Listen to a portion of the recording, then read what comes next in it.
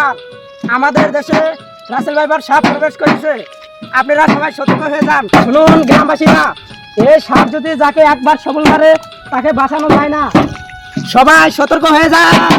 রাসেল ভাইবার আমাদের দেশে রাসেল ভাইবার সাপ প্রবেশ করেছে। এই সাপের দ্বারা আপনারা সবাই সতর্ক হয়ে যান। আপনাদের দেশে আমাদের দেশে রাসেল ভাইবার সাপ এটা আবার কোন ইলেকশন? আমাদের দেশে রাসেল ভাইবার সাপ প্রবেশ করেছে। আপনারা সবাই সতর্ক থাকুন। আপনারা সবাই সতর্ক থাকুন। এই ভাই দাঁড়ান। হ্যাঁ বলেন। এটা কোন ইলেকশন? আরে এটা কোন ইলেকশন না, এটা রাসেল ভাইবার সাপের ঘোষণা। এই ইলেকশনে কে দাঁড়াইবো? এটা কোন ইলেকশন না, এটা রাসেল ভাইবার সাহেবের একটা ঘোষণা। ও রাসেল ভাইবার নেতা না? রাসেল ভাইবার এবার ইলেকশনে দাঁড়াবে। আমাকে পাগল পাইছেন না?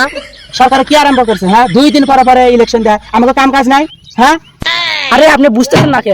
এই দেশে বিষাক্ত সাপ এসেছে তাই ঘোষণা দিতেছি। আরে আপনি চুপ করেন। আপনি রইলেন এই দেশের কুত্তা, সরকারের চামচামি করেন না? আপনি পাগল নাকি? আমি সাপের ঘোষণা দিতেছি, কোথায় ভালো বলবে তা যে পাগলামি করতেছি। পাগল পান? হ্যাঁ এক কার টাকা এবার রাসেল ভাইবার ইলেকশনে দাঁড়াবে না? 2 দিন পরে পরে ইলেকশন, আমাকে খায় কাম কাজ নাই। আরে ভাই ওখানে কি হয়েছে? চিল্লাচিল্লি করতেছো তোমরা? আরে শুনুন তো, এই দেশে রাসেল ভাইবার সাপ প্রবেশ করেছে, আমাকে সরকার তা ঘোষণা দিতে গেছে, তাই আমি ঘোষণা দিতেছি। আরে এই লোকটা কি ইলেকশন কিছু তো বুঝতে পারছি না, কোনটার পাগল ছাগল এটা? 2 দিন পর পর কিসের ইলেকশন? হ্যাঁ আরে আপনি কিসের ইলেকশন করতেছেন? কিসের 2 দিন বাদে বাদে বলছেন? আমি বলতেছি এটা রাসেল ভাইবার সাপ, রাসেল ভাইবার সাপ ঘোষণা দিতেছে। ও ওই রাসেল ভাই পরিবার ইলেকশনে দাঁড়াইবো, ওরে তো আমি চিনি। ও তুই রাসেল ভাইবার চিনোস? আর মোবাইল নাম্বারটা দে, আমি ওরে জুতা পিটা করুম ওই সারামজাদা 2 দিন পরে পরে ইলেকশনে দাঁড়া। আমি তো কিছু বুঝতে পারছি না, কোন পাগলের সামনে আইলাম আমি তো কিছু বুঝতে পারছি না। ওই রাসেল ব্যাপারের বাড়ি কোনে রে? হ্যাঁ ওর বাড়ি কই? ওই ওয়েস্ট ইন্ডিজের ও ক্রিকেটও খেলে, ক্রিকেট প্লেয়ার। শালা আবার ক্রিকেটও খেলে? শালার কত বড় সাহস, তালি ইলেকশনে দাঁড়াইছে কেন? হ্যাঁ এই যে দেখো রাসেল, এই যে রাসেল ব্যাপার, এই যে রাসেল ব্যাপার, এই রাসেল ব্যাপার, এই রাসেল ব্যাপার। হ্যাঁ হ্যাঁ এই রাসেল ব্যাপার। হাই রে এই কাইলা শালার আমি ধরে দিমু, কাইলা শালার আমি জুতা পিটা করুম। আরে আপনারা পাগল আছেন নাকি? কিসের রাসেল ব্যাপার, কিসের বড়ে দাঁড়াবো? হ্যাঁ এই তুই তো কিসের ছাত্র? হ্যাঁ তোর খেলে আমি একবার খাই ফেলবো, বুঝছস? একবার গলা টিপে মেরে আলাম একবারে, একবার গলা টিপে মেরে আলাম।